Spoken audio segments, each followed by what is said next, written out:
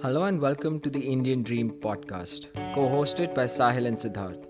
On this show, we highlight the journeys of successful SME entrepreneurs who've built profitable businesses and attempt to learn more about what it takes to build one.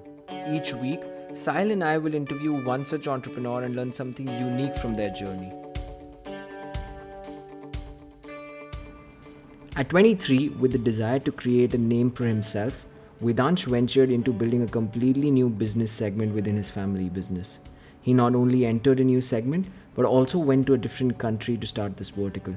Over the last 5 years, he's grown his paper trading business to 15 different countries and recently returned to India for the next phase of his entrepreneurial journey. Vedansh has a very unique take on how he approaches the trading business. Over the last 5 years, he's also built a young and dynamic organization with the average age being less than 30. In this two-part episode, we first discuss what the future of trading businesses could look like and then discuss his unique hiring practices in the second part. Vedansh is an extremely articulate person and his clarity of thought made this a very interesting conversation. So, listen in. Thank you so much for joining us today, Vedansh. Can you tell us a little bit more about Coniferous?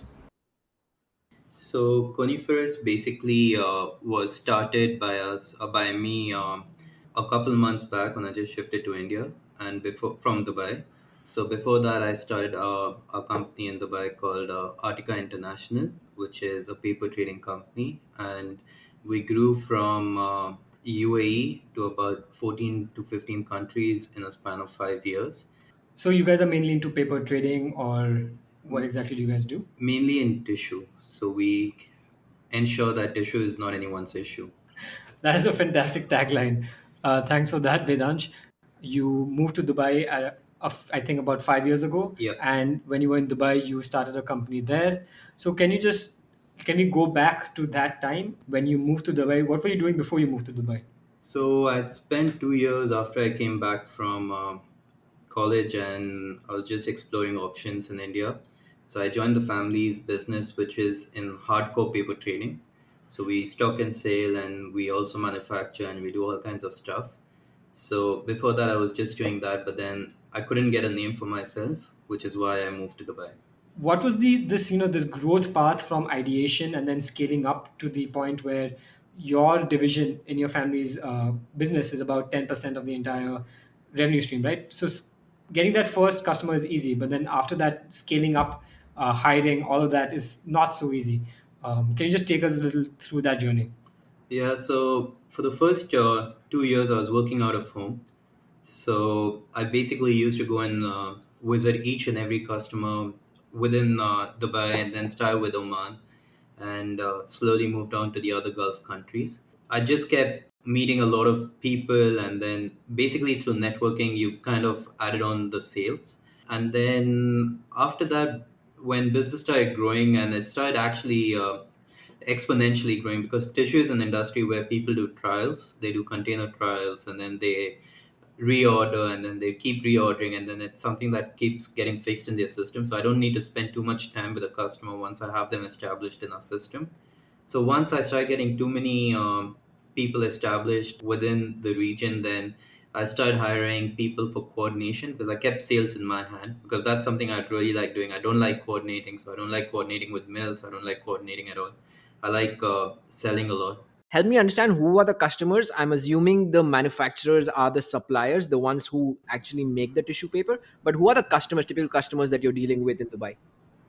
So when we started off, we were dealing with the converters. So the people who buy those big rolls that we sell, they cut it down and they make it into the boxes that you're actually using. So that's whom we actually sell to. And today we also sell to the end user. So we buy back goods from the customers on our books, and then we sell them downstream again.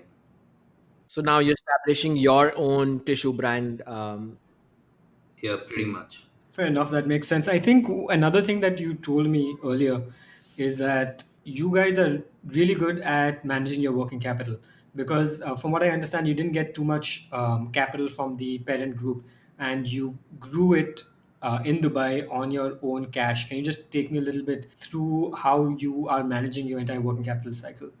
So basically, our parent group has a very good name in the industry. It's just word of mouth that went around. So after the first few people who dealt with us, they came and visited us.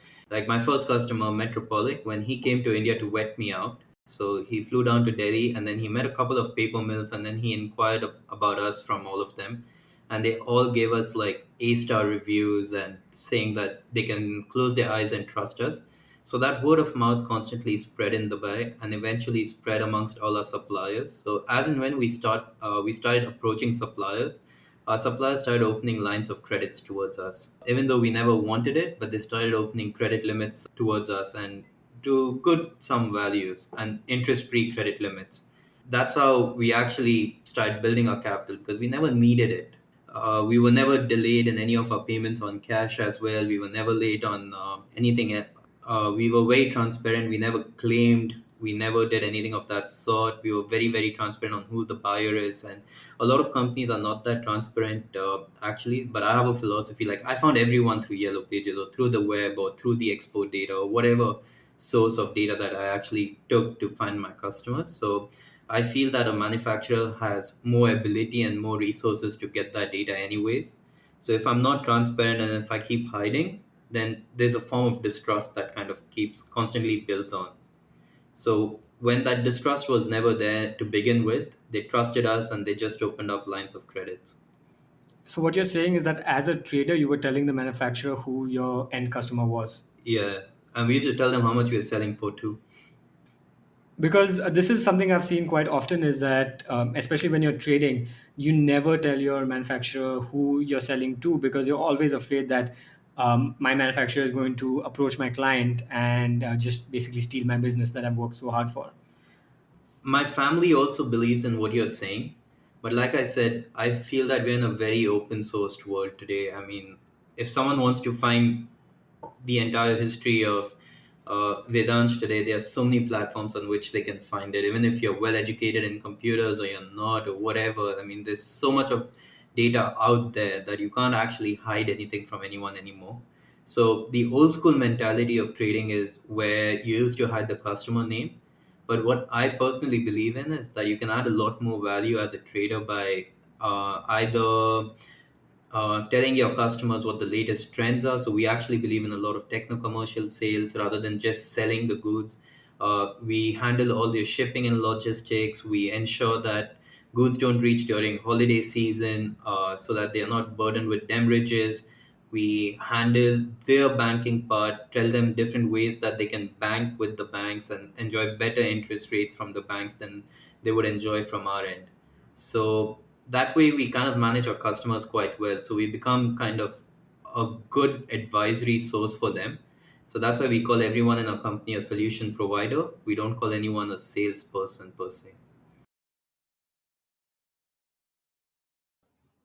Whereas there's when you say that you are so transparent with your suppliers, and on the one end I completely understand that you're providing all these value added services to the customer, so the customer won't really budge. So there's that confidence when you're working with the suppliers, but there's also something that you're providing to the supplier. So what's that angle where you're very confident that, hey, I'm providing XYZ to this supplier, be it, the whole credit part or whatever it is, for him to say that, for you to be confident that he's not going to try and get to the supplier, to the So the customer suppliers himself. we work with, say for example, the Chinese or the Indian suppliers, they are not yet that I could say advanced in their thinking process that they would like to go international themselves. A lot of them don't actually travel. They don't travel and meet the customers themselves. Some of them can't communicate well. Some of them only know how to sell based on price. They don't build relationships and all of that. So I think where we are successful to a great extent is in relationship building and in relationship selling. But more so, like a supplier would only sell to a customer because he's interested in the business, like, right? Like you want to sell your product. Like if Sahil manufactures something, he wants to sell that. But as a trader, I'm not interested. If suppose I believe that what Sahil has manufactured is not a good fit for my customer, I will not sell it. Rather, I will tell my customer, please don't buy it even if the price seems good because I don't think it's workable. So, and even if I'm making a cut on it, so even if suppose Sahil says I'll give you 10% if you sell it, and I know my customer can buy it, and I make 10% commission on it. But even if I make 10% commission and I know my customer is going to be in trouble downstream, I still wouldn't sell it. So somewhere my customer doesn't leave me for that loyalty, and somewhere my supplier doesn't leave me because I bring about that transparency. But I'll find Sahil another customer where that might actually fit. When you say it, that makes so much sense. But in practice, I've seen that it's not as easy. You're always afraid, because this is also a discussion I've had many times, is that I want to be transparent with my customers. I want to be transparent with my suppliers, and something as simple as putting the names of distributors on my website. I've had to have conversations about that, and a lot of people are not comfortable with it, especially when you're talking to, like, pure salespeople. When I guess when you're talking to somebody like you, who has a more overall perspective on what the business is and where the business is going, you're a little bit more confident on your ability to bring that customer loyalty, bring that supplier loyalty. Because again, a customer will not want to work with some random manufacturer who just came out of India, just saying that, hey, I supplied you this last lot. Why the hell are you not working with me? Why are you working with this middleman who's taking how much of a percent, 5, 10%? It's difficult sometimes to be that confident. That sometimes being confident and forcing yourself into that corner, that you have to make sure that you deliver the best experience to your customers and your suppliers, then you are going to succeed in the long term. Well, I think that's what you're doing. Because you're putting yourself in that corner, you have no choice but to give your suppliers and your customers the best experience that they can have. Yeah, I think there are two parts to it, right? One, I think a large part about how Vedansh was able to do it, and why, as he rightly pointed out, his existing, his family business might not be convinced about doing it this way, is because he started something by himself. He had that luxury of experimenting, I think. And behind that experiment, as you rightly pointed out, Sahil, the techno commercial, the advisory piece is so interesting for me, right? Because generally what you hear traders doing just that, right? Just trading, like I'm buying from somewhere and I'm doing that as is to another place. Maybe I'm coordinating the logistics. But the real value add is the advisory piece. And once you add that, I think that's where you can generate a lot of confidence that my customers is just not going to buy it at 10% cheaper from somebody else. That's a large part to it. I mean, we have live examples where customers have flat out told the mills that we will not deal with you if you're not going to put an incident happened with a customer just a couple months back. So pretty much everyone gets a signal from it. So what happened is the mill allocated the customer to a different agent. They asked another agent to service the customer because they were thinking that our business is growing too fast for them, for their comfort levels basically. So they wanted to de-risk themselves and pass on some of our business to another agent. So they said that, why don't you handle this customer and we'll take it off from our company. But the customer flat out said he's never going to buy from them again, because he said unless we are involved, he's not willing to buy. So as long as you can give your customers security, I think your customers will never leave you. And as long as you can give transparency to your suppliers will never leave you. And in today's day, there's nothing like, literally the only suppliers I probably wouldn't like telling my mill is if I have someone in a sanctioned country that I'm doing business with. But apart from that, I think most of the developed countries like the Middle East, or most of Eastern Africa or Southeast Asia, almost every single business is on the web. So if suppose a supplier actually wants to find out who my end customer is, he can easily Google on, like, I think Sahil's business too. Like, if suppose someone wants to see who's been awarded a contract, there's so many websites on which you can actually see who's the contractor, who's the person, who's the end company. So, example, I have a friend who's in oil and gas in Dubai. So you exactly know who's doing which project for ADNOC. You know who the contractor is. You know who the approver is, and you know everything. So if you're not going to be transparent, then people know that you're hiding, and you only hide when you're not confident, right? Yeah, and actually, what you just said is completely true. We get the information on who's doing it online, and then we approach those contractors. But now, talking about this transparency, as a trader, do you not feel a little bit hesitant, because now everything's online, all the manufacturers are online? And what is the role for a trader going ahead? It seems like the role for a trader seems to be this logistics and advisory role. Um, since everything is online, since everything is on IndiaMart or Alibaba or any of that. So a trader ultimately, again, my family hates me using this word for ourselves, but I think a trader today in today's world is a financer. A trader is nothing else than a financer. I mean, a mill or a supplier is given security that his money is going nowhere. A customer is given security that whatever is going to happen with the material that's been delivered to him, the trader will actually take responsibility of it. Often suppliers don't take responsibility of it. So a trader is somewhere like a financer on both ends. So he finances the mill by paying them up front. But in our case, we don't. But in most cases, a trader actually pays the mills up front, and he finances the customer by extending them a line of credit. So I think going forth, a trader is ultimately going to be a goods financer. So even when customers pay us late, for example, or suppose they exceed their payment terms, they exceed their payment limits, we have very harsh penalties. And when a customer denies paying it, I ask them just one simple question: what if it was a bank and where you exceeded the payment of your credit card? Would you not pay the entire amount to just get your credit rating scored hammered? And that's when actually customers actually agree, and then they start paying us our dues. Is a very interesting perspective. First question on that is that in order to be a financer, you need to have access for cheap capital, and obviously, capital in India is pretty expensive. Where do you suggest people get the access to this capital, and how can a trader be a financer exactly? Actually, all our capital is from India, and India is not that expensive. So, if you see the Middle East is more expensive than India in terms of lending rates.